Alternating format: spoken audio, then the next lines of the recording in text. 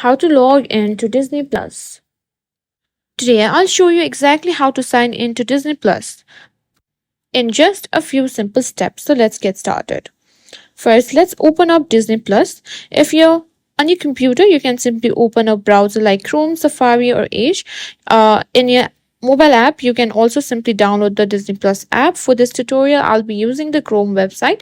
Simply search for Disney Plus, sign up, tap on the official website. Simply tap on sign in button at the top.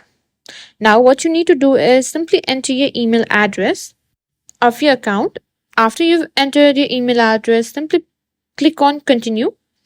Now what you need to do is enter your password. If you've forgotten your password, no worries, just click the forgot password link and Disney Plus will send you a password reset email. Follow the instructions to reset your password and log in again. And just like that, you're logged in and you'll see your profile picture in the top right corner of the screen confirming you're all set.